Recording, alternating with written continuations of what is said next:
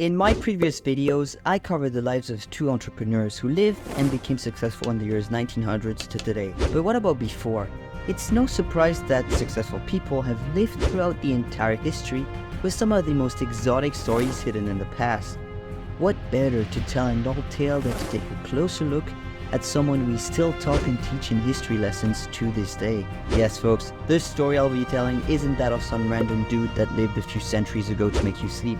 Rather, let's take a look at maybe the most powerful man in Roman history. He defied death multiple times, he was loved by the people, he was Julius Caesar.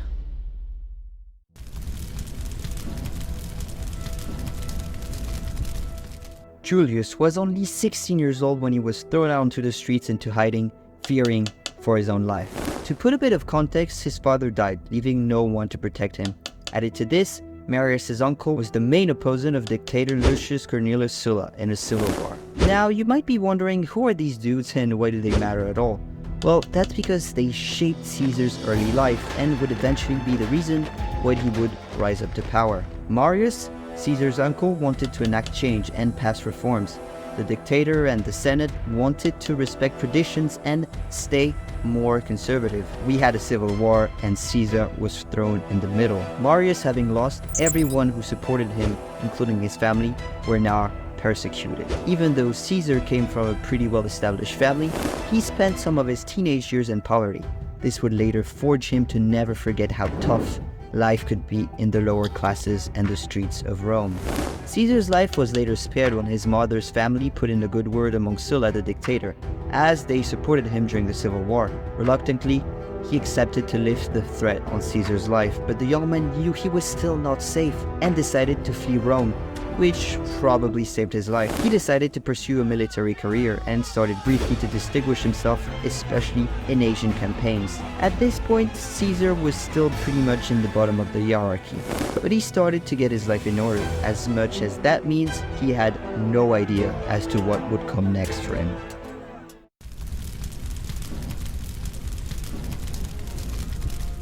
Probably the most important reason why Caesar became later the ruler of the Roman Empire was due to his military might and prestige. Prestige he built through his conquest, especially Gaul, or as we now know it, France. However, before this, Caesar sort of instinctively knew that if he wanted more, he'd have to educate himself, socially and culturally speaking. As time passed on, Sulla resigned from his position of dictator and died. Hearing those news, Caesar immediately came back to Rome to continue educating himself, especially in the art of speaking to people and to the crowds. Speaking of speeches, pun intended, there is one story that made him famous amongst the citizens of Rome.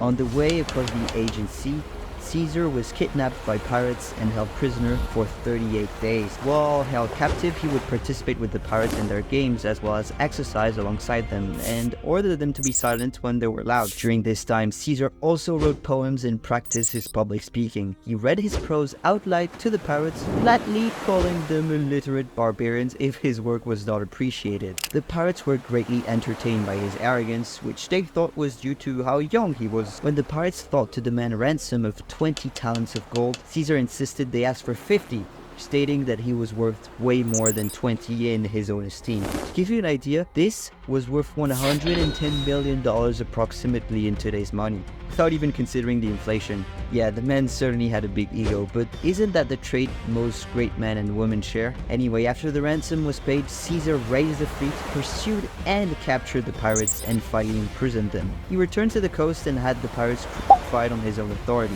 as he had promised while in captivity. A promise the pirates had taken as a joke. As a sign of leniency, because Caesar learned and befriended the pirates while being captive, he first had their throats cut out to alleviate their sufferings. Yeah, they had a different manner of thanking friends in the old days. Let's not forget that this world was brutal and that you literally had to kill most of the times to get your way to the top and fulfill your own ambitions. He started to climb the ladder of politics once he came back from his pirate escapade. During that time, Caesar saw a statue of Alexander the Great and became greatly frustrated as he thought that by his age, Alexander had already conquered half of the known world. He decided to double down on his efforts of becoming someone meaningful useful and not meaningless. Caesar was recognized by the masses of Rome, but he wasn't rich, so to fund his political campaigns, he took on quite some debt. This is why when he achieved the position of power in the triumvirate, he took it.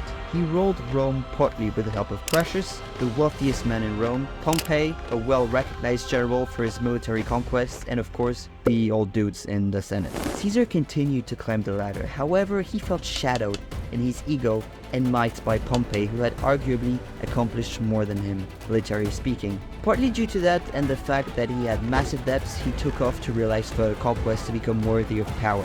He headed the country we now know as France. This might be a passage from Caesar's glory you know well. Caesar conquered Gaul, all of Gaul, despite the efforts of a young Gallic emperor, Vercingetorix, who attempted to unite all tribes against Caesar. But his efforts were too late already and Caesar became victorious in the end. After this, the conqueror decided to take on further north and explore the limits of the known world by heading into a small island of Europe, Britain. When returning from his military conquest, he paraded victoriously and had a legendary reputation amongst Roman citizens. He became an imperator, a victorious general. The Senate and Pompey, afraid of his ever-growing power, wanted to strip him of his soldiers, who had followed Caesar throughout Europe. He refused and threatened to march on Rome. The senators and Pompey, afraid, fled to start off a rebellion in the Balkans. This is a turning point because as Caesar came back, the members of the Senate who had stayed proclaimed him as dictator for an undetermined period of time. Caesar was now the sole ruler of the entire Roman Empire.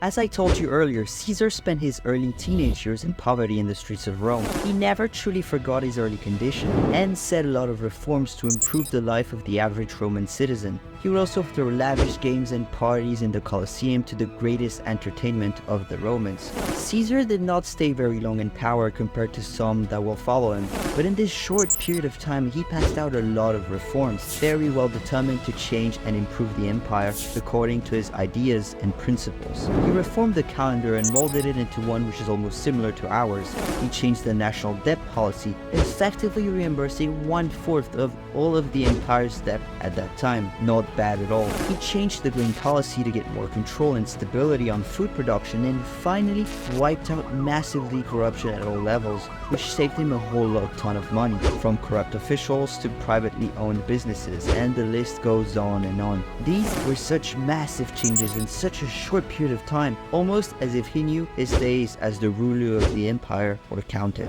If you're enjoying this story right now, I'd suggest you to press the like and the subscribe button to stay tuned for even more amazing stories. Alright, let's get back to it. Perhaps it was Caesar's will to make such big changes in such a short period of time, which precipitated his own death. Some senators grew afraid of the power Caesar had to make such changes to their lives. They wanted to control back the empire. They felt their lives being robbed from them. And in a way, they were right. There was nothing they could do to stop Caesar. He had the support of the people, was successful in military campaigns, and spoke well. He had it all. Although most of the assassins acted by fear and greed, some were genuinely concerned by the fact one man had so much power. So, during the 15th of March, also called the Ides of March, Caesar was convened by the conspirators in the Senate to sign some sort of petition. His most trusted general, Mark Antony, had heard rumors of the assassination the night before and rushed to help Caesar. Sadly, he could not help him before he entered the Senate, never to return.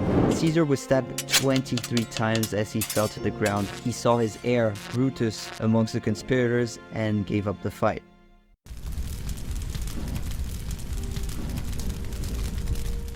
During Caesar's funeral, Mark Antony moved the crowds through an amazing speech, and violent riots took place all over the city. The people of Rome were angry their beloved ruler had been killed with such injustice. Ironically speaking, the death of Caesar, far from providing stability, triggered a civil war again for power over the Roman Empire. The victor, Octavius, managed to win the civil war against Mark Antony and Cleopatra. He proclaimed himself the first emperor of Rome. The death of Caesar marked the start of Roman emperors and the end of the Roman Republic.